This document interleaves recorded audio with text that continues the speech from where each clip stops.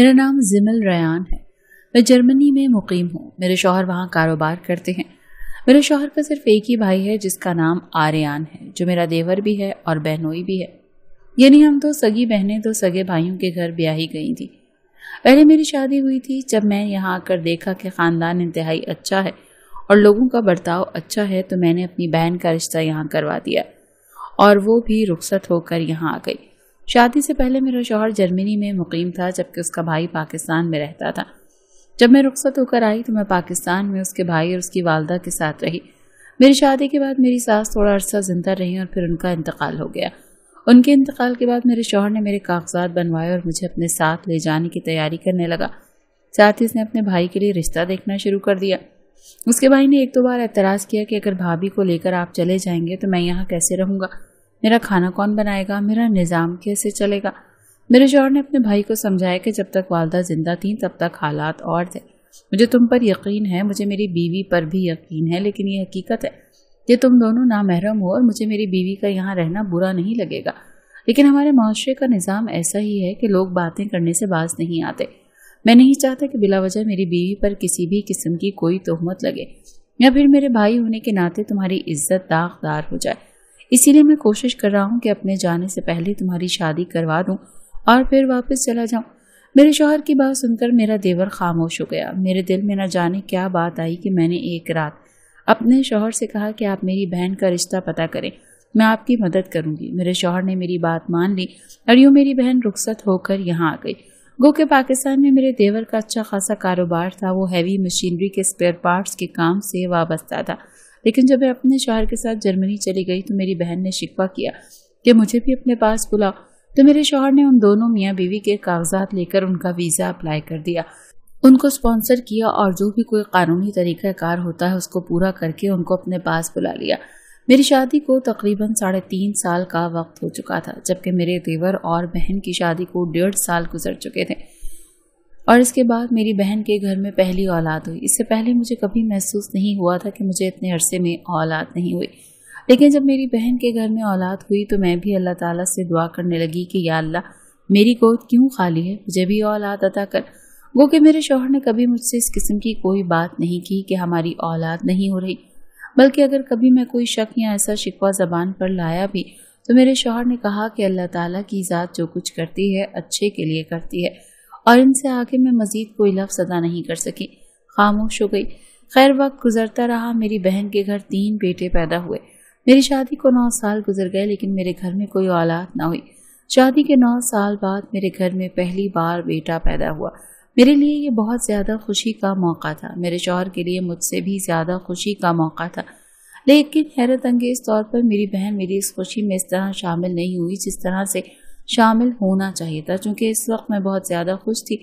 مجھے یہ بات محسوس نہیں ہوئی، مگر پھر ایک عرصے کے بعد مجھے اس بات کی وجہ سمجھ آ گئی۔ جب مجھے اس بات کی وجہ سمجھ آئی تو تب تک میری بہن کا انتقال ہو چکا تھا۔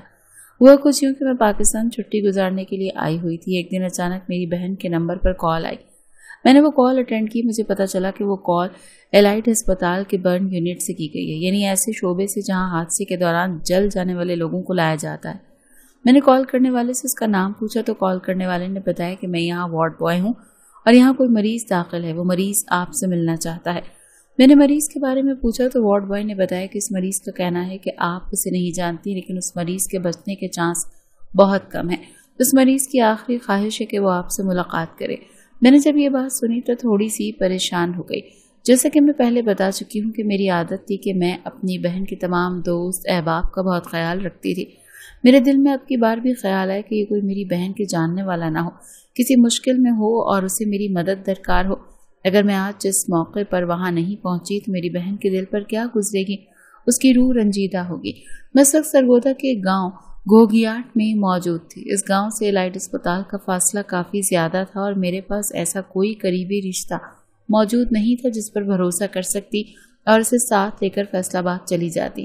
دوسری طرف مجھے ڈر تھا کہ اگر کوئی میری بہن کے جاننے والا ہوا اور میں نے ان کی مدد کو نہ پہنچی تو میری بہن مجھ سے ناراض ہوگی، اس کی روح کو تکلیف پہنچے گی۔ خیر میں نے جرمنی میں مقیم اپنے ایک دوست سے رابطہ کیا جس کا تعلق فیصل آباد سے تھا اور اس کو سارا معاملہ بتایا تو اس نے اسی وقت مسئلہ حل کر دیا۔ اس نے بتایا میرا بیٹا چھٹی آیا ہوا ہے، فیصل آباد شہر میں موجود ہے، آپ چلی جاؤ۔ मैं आपको उसका नंबर भेज देती हूँ और उसको आपके आने का बता देती हूँ। वो आपको ले लेगा और लाइट अस्पताल ले जाएगा। वहाँ जब आपने रुकना हुआ तो आपके साथ रुकेगा। उसके बाद अगर आप हमारे घर रहना चाहें तो रह लें, नहीं तो आपके लिए होटल में कमरा बुक करवा दिया जाएगा। बल्कि बेहतर होगा आप होटल का कमरा भी चेक कर लेना और हमारे घर का माहौल भी देख लेना। जहाँ आप आसानी से रात गुजार सके वहाँ रात गुजार लेना। मैंने फिर दोस्त का शुक्रिया अदा किया, उसके बेटे का नंबर सेव किया और अपने सफ़र पर निकल गई। दौरान सफ़र मेरी दोस्त का बेटा मुझसे राब्ते में रहा। मैं फैसलाबाद पहुंची तो मोटरवे पर उतरने से पहले ही वो वहाँ अपनी दोस्त के साथ मौजूद था। उसने अपनी गाड़ी अपने दोस्त के हवाले की, मेरी गाड़ी की ड्राइविंग सीट पर बैठा, मुझे पैसेंजर सीट पर बिठा और मुझे लेकर एलाइट अस्पताल पहुंच गया। उसने अपने ताल्लुकात इस्तेमाल करके पहले ही वहाँ की सिक्योरिटी अमले को चौकन्ना रखा हुआ था। मुतालिका डॉक्टर्स, नर्सेस, हर शख्स से उसने ताल्लुक निकाल रखा था। हमारे जाने पर हमें शोबे के सबसे सीनियर डॉक्टर ने जूस पिलाया, फिर हमको साथ लेकर वार्ड में आया।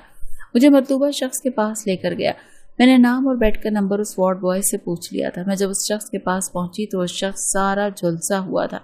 उसके जिस्म की खाल उधड़ी हुई थी। आग की लौ की वजह से उसकी आंखों के पपोटे तक झुलस चुके थे, लेकिन हैरत अंगेज तौर पर उसको आंखों से अभी तक नजर आ रहा था और उसकी शक्ल इतनी भयानक थी कि जब मेरी पहली नज़र उस पर पड़ी तो मेरी तरफ देखा और हमारी आंखें चार हुईं तो मैं लरस गई। मैंने अपनी दोस्त के बेटे का हाथ पकड़ा, जिससे मुझे नरमी से तसल्ली दी। खैर इस दौरान उस मरीज ने मेरा नाम पुकारा और मैंने तस्दीक की तो उसने कहा कि मैं तुमसे अकेले में कुछ बात करना चाहता हूँ। मैं चूंकि उससे डरी हुई थी लिहाजा मैंने अकेले मुझसे बात करने से इनकार कर दिया। मेरी दोस्त के बेटे ने कहा कि आंटी आप बेफिक्र होकर बात कर लें, ये शख्स सिर्फ ज़बान से ही बात कर सकता है, अपने जिस्म को हरकत नहीं दे सकता। ये मुकम्मल तौर पर झुलस चुका है और इसका बचना नामुमकिन है। हो सकता है कि कोई आपकी पहचान वाला हो, आपको कोई वसीयत करना चाहता हो, कुछ बताना चाहता हो। मैं और डॉक्टर साहब बाहर इंतज़ार कर लेते हैं। अपनी दोस्त के बेटे की तसल्ली देने पर मैं उस शख्स से अकेले में मुलाकात कर ली। उस शख्स ने एक बार फिर मेरा नाम पुकार कर पूछा कि तुम वही हो जिसे वो तस्दीक करना चाह रहा हो, अपना शक दूर करना चाह रहा हो। मैंने एक बार फिर हाँ में सर हिलाया तो फिर उस शख्स ने बताया कि मैं जड़ावाला से ताल्लुक़ रखता हूँ, मैं काले इल्म का बहुत माहिर हूँ, मैंने काले इल्म से बहुत सारे लोगों को नुकसान पहुँचाया है। तुम्हारी बहन मुझसे राब्ते में थी, वो चाहती थी कि तुम्हारी औलाद ना हो। गो के औलाद अल्लाह ताला की ज़ात देती है और जब वो देने पर आ जाए तो कोई ताकत उसे रोक नहीं सकती, मगर कुछ काले उलूम ऐसे हैं जिनकी मदद से इंसान का बड़े से बड़ा नुकसान किया जा सकता है। मैंने अपनी पूरी कोशिश की, तुम्हारी बहन ने मुझे मुँह मांगी रकम दी, मैंने तुम पर जो जादू किया उस पर पहरा देता रहा, तुम्हारी तरफ से कभी काट करवाने की कोशिश नहीं की गई। मैं हर हाल में खुद को कामयाब समझ रहा था, यहाँ तक कि इस बात को 5 साल से ज़्यादा अरसे का वक्त गुजर गया। तुम्हारी बहन मुझसे बहुत ज़्यादा खुश थी, वो मुझे बाकायदगी से पैसे भेजती थी और बदले में उसका एक ही मुतालबा होता था कि किसी भी हाल में तुम्हारी औलाद नहीं होनी चाहिए, क्योंकि वो चाहती थी कि जो तुम्हारा कारोबार है वो उसके पास आ जाए, उसकी औलाद को मिल जाए, उसके शौहर को मिल जाए। मैंने इससे जो रकम वसूल की उसके बदले में हर मुमकिन कोशिश की कि तुम्हारी ना औलाद हो पाए। मुझे एक बार तुम्हारी बहन ने बताया कि उसने ख्वाब में एक बुजुर्ग को देखा है और उस बुजुर्ग ने तुम्हारी बहन को मना किया था कि वो तुम पर जादू ना करवाए। उस बुजुर्ग ने वाज़ेह अल्फाज में फरमाया था कि अल्लाह ताला ने उसकी हिफाजत मुझे सौंप रखी है और मैं किसी भी कीमत पर उसका नुकसान नहीं होने दे सकता। तुम अपने आमाल से बाज आ जाओ। मैं अगर चाहता तो तुम्हें अपनी ताकत से भी तुम्हारे इस बुरे अमल से बाज रख सकता था, लेकिन अगर मैं अपनी ताकत से तुम्हें नुकसान पहुंचाऊं तो इससे तुम्हारी बहन को तकलीफ पहुंचेगी और मैं तुम्हारी बहन को तकलीफ नहीं पहुंचाना चाहता। तुम्हारी बहन ने जब मुझे ये ख्वाब सुनाया तो मुझे यकीन हो गया कि तुम्हारा मुर्शिद तुम्हें अपनी नज़रों में रखे हुए है। मुझे ये भी यकीन हो गया कि मेरे इल्म और टोटके, तावीज़ और गंडे सब बेकार जाने वाले हैं। तुमने हर हाल में हमारे हाथ से निकल ही जाना है। मगर मुझे पैसे का लालच था और मैंने तुम्हारी बहन को कहा कि ये ख्वाब वहम होते हैं। जैसे तैसे मैंने तुम्हारी बहन को मुतमईन कर लिया, उससे पैसे लेता रहा और हर मुमकिन कोशिश करता रहा कि तुम्हारे घर औलाद ना हो। फिर तुम्हारी बहन को ये ख्वाब मुसलसल आने लगा, यहाँ तक कि जो बातें उसके और मेरे दरमियान होती हैं ख्वाब में उसको उन बातों के इशारे भी होते और वही बुजुर्ग आकर उसे वही बातें बताते और उसे समझाते। लेकिन तुम्हारी बहन नहीं समझी, हत्ता कि वो एक ट्रैफिक हादसे में मर गई। उसकी मौत इतनी भयानक थी कि उसका चेहरा पहचान के काबिल नहीं आ रहा था। मुझे ये बातें उसी बुजुर्ग ने बताई थी, क्योंकि तुम्हारी बहन के इंतकाल के बाद वो बुजुर्ग मेरे पास आए थे। मैंने उनको अपनी गुनहगार आंखों से देखा था। उन्होंने मुझे समझाया था, उन्होंने कहा था कि तुम चाहकर भी उस खातून का नुकसान नहीं कर सकते, अपने अमल से बाज आ जाओ। مگر مجھے اپنے کالے علم پر بھروسہ تھا اور میں نے ان بزرگ کی بات ماننے کے بجائے ان کو اذیت پہنچانے کا فیصلہ کیا۔ وہ شاید میرے دل کی بات سے واقف تھی۔ جب میرے دل میں یہ خیال آئے تو اسی وقت وہ مسکرا کر بولے کہ اگر مجھے اذیت دیکھ کر تمہیں خوشی ملتی ہے تو دے لو، لیکن جسے تم اذیت دے رہے ہو اس لڑکی کو میں اس اذیت میں نہیں رہنے دوں گا۔ جب اس بزرگ نے میرے دل کی بات کو پہچان لیا تو مجھے شک گزرا کہ میں اس بزرگ کا مقابلہ نہیں کر سکوں گا، لیکن مجھے اپنے شیطانی عمل پر بھی یقین تھا۔ میں نے پھر بھی کوشش کی اور اس کوشش کے باوجود میں اس بزرگ کا کوئی بھی نقصان نہیں کر سکا۔ البتہ اس دوران میں اس بات سے مطمئن رہا کہ تمہاری طرف اولاد نہیں ہوئی تھی، اور یہ سب کچھ میں تمہاری بہن کے انتقال کے بعد بھی کرتا رہا، کیونکہ اب مسئلہ میری انا کا بن چکا تھا۔ آخر کار وہ بزرگ میرے پاس آئے اور انہوں نے آ کر مجھے کہا کہ اب کی بار اگر تم یہ کوشش کرو گے تو یہ تمہاری آخری کوشش ہوگی۔ یاد رکھنا وہ خاتون باقاعدگی سے صدقہ خیرات کرتی ہے اور اس کی اسی خوبی کے بنا پر اس کی حفاظت کا ذمہ مجھے سونپا گیا ہے، اور جب تک میرے اللہ نے مجھے طاقت دے رکھی ہے تب تک میں اس کی حفاظت کرتا رہوں گا۔ تم چاہ کر بھی اس کا نقصان نہیں کر پاؤ گے، البتہ اگر اب کی بار تم نے کوشش کی تو تم خود جل کر بھسم ہو جاؤ گے۔ اتنی واضح نصیحت کے باوجود میں اپنے عمل سے باز نہ آیا۔ میں نے تم پر کالا جادو کرنا جاری رکھا، یہاں تک کہ میں جس جگہ بیٹھ کر جادو کیا کرتا تھا اس جگہ پر اچانک آگ بھڑک اٹھی۔ میرے آس پاس انسانی ہڈیاں، کچھ گندے درندہ نما جانوروں کی ہڈیاں، کچھ اور ہڈیاں پڑی تھی۔ ان سب ہڈیوں نے سانپ کی شکل اختیار کر لی اور وہ سانپ مجھے ڈسنے کی کوشش کرنے لگے۔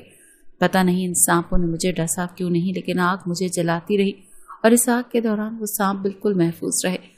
میں جب بالکل جل گیا اور مجھے موت واضح نظر آنے لگی تو اس وقت آگ خود بخود بجھ گئی، لیکن میرا وہ سارا سامان جل چکا تھا جس پر میں عمل کیا کرتا تھا اور لوگوں کو نقصان پہنچایا کرتا تھا۔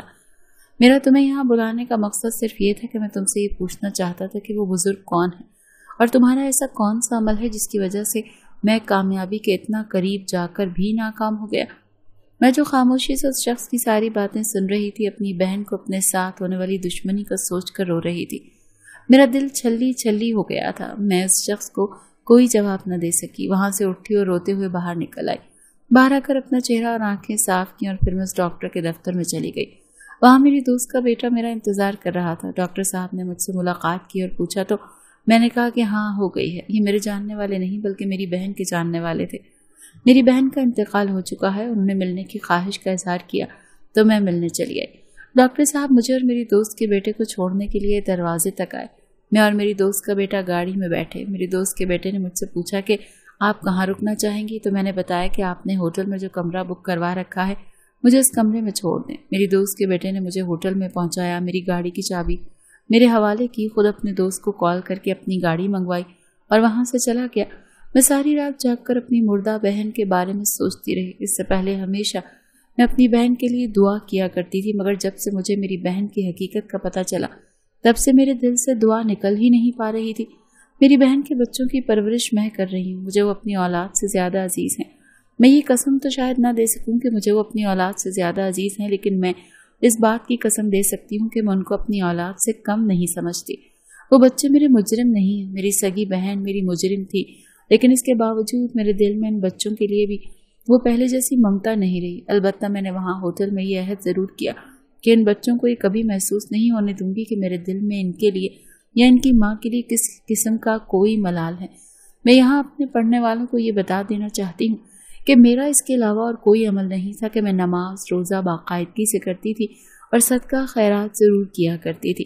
پہلے میری عادت نہیں تھی کہ میں صدقہ خیرات کروں، لیکن مجھے یاد ہے کہ ایک بار میری والدہ سے میری فون پر گفتگو ہو رہی تھی تو میری ماں نے مجھ سے پوچھا تھا کہ تم کوئی صدقہ خیرات کرتی ہو؟ میں نے اپنی ماں کو بتایا کہ نہیں، میں ایسا کچھ نہیں کرتی۔ تو میری ماں نے بتایا کہ بیٹا، تمہارے پاس اپنی اولاد نہیں ہے، تم جو بھی مال اور زر جمع کر کے جاؤ گے کسی اور کی اولاد کے لیے چھوڑ کر جاؤ گے۔ اسے بہتر ہے کہ تم اسے مخلوق خدا پر خرچ کر کے جاؤ، خاص طور پر ایسے لوگوں پر جو اس کے حقدار ہوں۔ مجھے پتا ہے کہ تم اپنی بہن کے بچوں کو سب کچھ سونپ کر جاؤ گے، لیکن یاد رکھنا ان سے زیادہ بہتر، ان سے زیادہ اجر تمہارے لیے اس میں ہے کہ تم اپنی دولت ایسے لوگوں پر لگاؤ جن کے پاس کھانے کو کچھ نہیں ہے، جو غریب لوگ ہیں۔ تمہاری بہن کی اولاد تمہارے ساتھ رہ رہی ہے، تمہارے جیسا کھا رہی ہے، اوڑھ رہی ہے، تمہارے جیسا کما رہی ہے۔ میں نے اپنی والدہ کی بات کو اپنے دل و دماغ میں بٹھا لیا اور اس دن سے باقاعدگی سے صدقہ دینا شروع کر دیا۔ پھر نہ جانے مجھے کیا سوچی کہ میں جب صدقہ خیرات کرتی تو دل میں یہ رکھتی کہ اس کا اجر و ثواب آل رسول صلی اللہ علیہ وآلہ وسلم اور میرے پیر و مرشد شیخ عبد القادر جیلانی رحمۃ اللہ علیہ کو پہنچے۔ میرا یہی ایک عمل تھا جس کی وجہ سے مجھے اللہ تعالیٰ نے اتنی شدید بندش کے باوجود بھی اولاد نرینہ سے نواز دیا، میرے دشمنوں کو نیست و نابود کر دیا۔ مجھے یاد ہے جب میری بہن کا حادثے میں انتقال ہوا تھا تو پتہ نہیں کتنے دن مجھے بھوک نہیں لگی تھی، کتنے دن میں اپنی اولاد تک کو پہچان نہیں پا رہی تھی۔ مجھے دکھ تھا، افسوس تھا، لیکن آج جب مجھ پر حقیقت کھلی ہے تو آج مجھے اس بات کا افسوس ہو رہا ہے کہ یہ حقیقت مجھ پر کیوں کھلی ہے۔ کاش یہ راز ہی رہتا۔ بہرحال میں ان لوگوں کو بتانا چاہتی ہوں جو میرے جیسے حالات سے گزر رہے ہیں، جو اپنے ہی بہن بھائیوں یا قریبی رشتہ داروں کے نشانے پر ہیں اور وہ لوگ ان کو کالے جادو جیسے ظلم سے اذیت پہنچا رہے ہیں۔ وہ لوگ اپنے ہاتھ سے صدقہ خیرات کریں، کسی مرشد کامل کو پکڑ لیں تو اللہ تعالیٰ ان کو اس چیز سے نجات عطا کر دیں گے جیسے مجھے نجات عطا ہوئی ہے۔ اللہ تعالیٰ سب کو اپنے حفظ و امان میں رکھے، آمین ثم آمین۔